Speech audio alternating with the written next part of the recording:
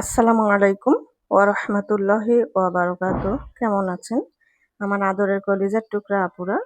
আল্লাহ সবাইকে ভালো ও সুস্থ রাখার তৌফিক দান করুন, এই দোয়া সবসময় করছি। আপুরা, আজকে আমি গরুর গোশত দিয়ে আমি গাছ আলু রান্না করব। তো আমি এখানে গাছ আলু আমি এই সাইজ করে আমি কেটে নিয়ে আমি ধুয়ে একটু লবণ আর একটু হালকা হলুদ গুঁড়ো দিয়ে আমি সিদ্ধ করে নিয়েছি। এই দেখুন আমি সিদ্ধ করে নিয়েছি।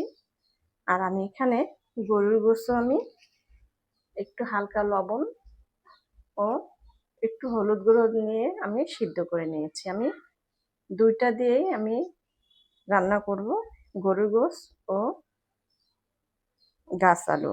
তো আমি সিদ্ধ করে দুইটাই নিয়েছি। তো আমি এখানে এক বাটি পেঁয়াজও কেটে নিয়েছি। তারপর ভিডিওটি শুরু থেকে শেষ পর্যন্ত দেখতে থাকুন ও আমার ভিডিওর সঙ্গেই থাকুন। গাছ আলু দিয়ে কিভাবে আমি গরুর গোশত রান্না করছি। আপুরা, আমি একটা ডিস্কো পাতিল আমি বসিয়ে দিয়েছি চুলাতে। এবার আমি চুলাটা অন করে দিচ্ছি। বিসমিল্লাহির রহমানির রহিম। চুলাটা অন করে দিলাম।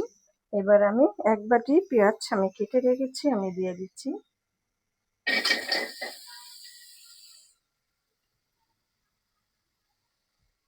আমি দিয়ে দিলাম পেঁয়াজ কাটানো। এবারে আমি সরিষার তেল দিয়ে দিব।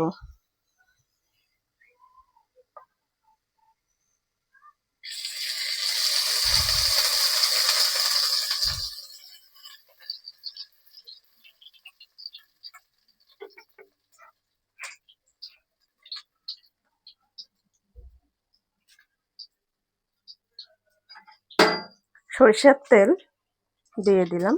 আমি এবারে পেঁয়াজগুলো হালকা করে ভেজে নেব।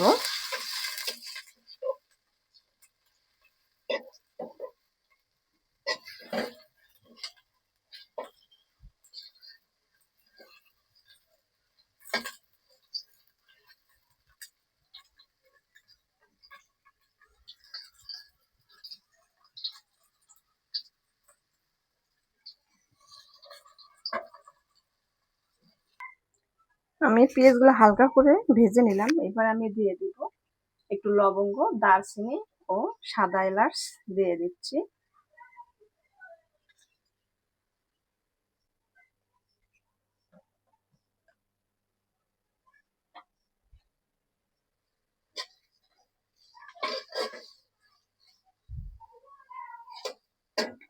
আমি সাদা এলাচ, লবঙ্গ, দারচিনি দিয়ে দিলাম।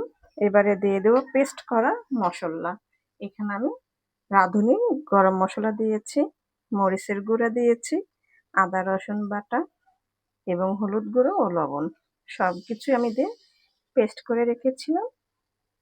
এবারে আমি মশলাগুলো কষিয়ে নিব।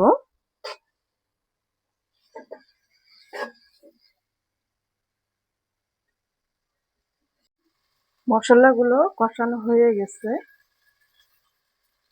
মশলাগুলো কষানো হয়ে গেল। এবারে আমি আগের থেকে জাল করা গরুর গোশতগুলো আমি দিয়ে দেব।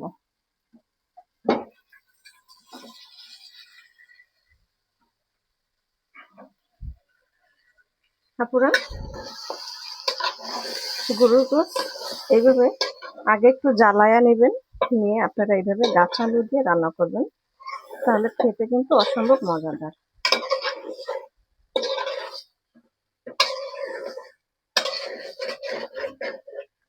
তো আমি একটু কষিয়ে নেব, এর জন্য আমি এখন আবার একটু ঢেকে দিব।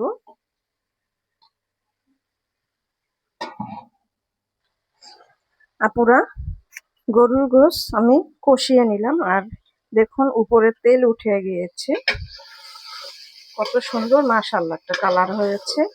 এবারে আমি আগে থেকে আমি সিদ্ধ করে রাখা গাছ আলুগুলো আমি দিয়ে দেব।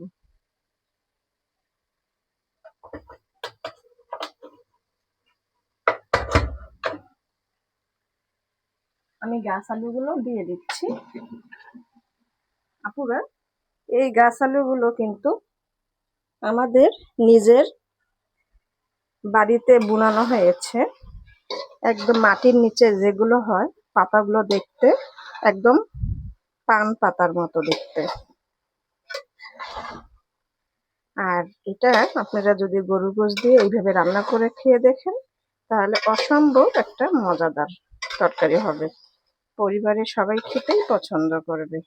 ভিডিওটি শুরু থেকে শেষ পর্যন্ত দেখবেন এবং দেখে আপনারাও এইভাবে রান্না করে খেয়ে দেখুন, ইনশাআল্লাহ অনেক মজাদার হবে। তো আমি ঢেকে দিয়ে একটু কষিয়ে নিব।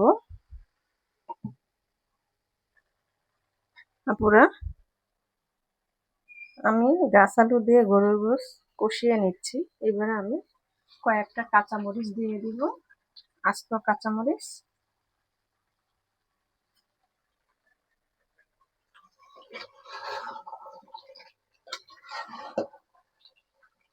খুব সুন্দর একটা ফ্লেভার আসছে আপুরা, আর আশা করছি খেতেও মজাদার হবে।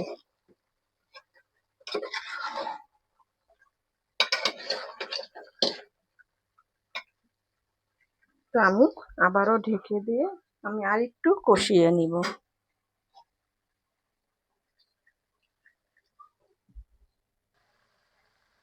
পুরা কষানো হয়ে গেল। এবারে আমি ঝোলের পানি দিয়ে দেব।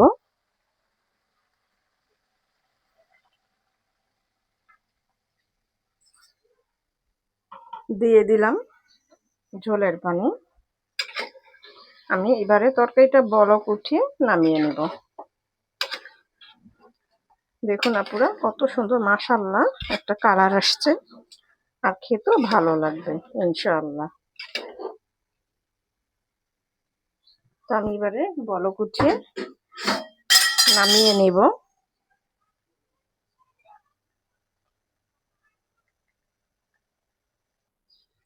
আপুরা নামিয়ে নিয়ে আসলাম গাছ আলু দিয়ে গরুর গোশ রান্না। তরকারিটা আপনাদের কাছে ভিডিও কেমন লেগেছে অবশ্যই কমেন্টে জানাবেন, লাইক দিন, বেশি বেশি করে শেয়ার করুন। দোয়া চাই। ছোট্ট রান্নাঘর চ্যানেলটিকে সাবস্ক্রাইব করতে একদমই ভুলবেন না। যারা নতুন আপনারা দেখছেন পাশে বেল বাটনটি ক্লিক করে আমার ভিডিওর পাশেই থাকুন। প্রতিদিন আমি নতুন আমি যা রান্নার ভিডিও ছাড়বো প্রথমে আপনাদের কাছেই পৌঁছে যাবে। তো সবাই ভালো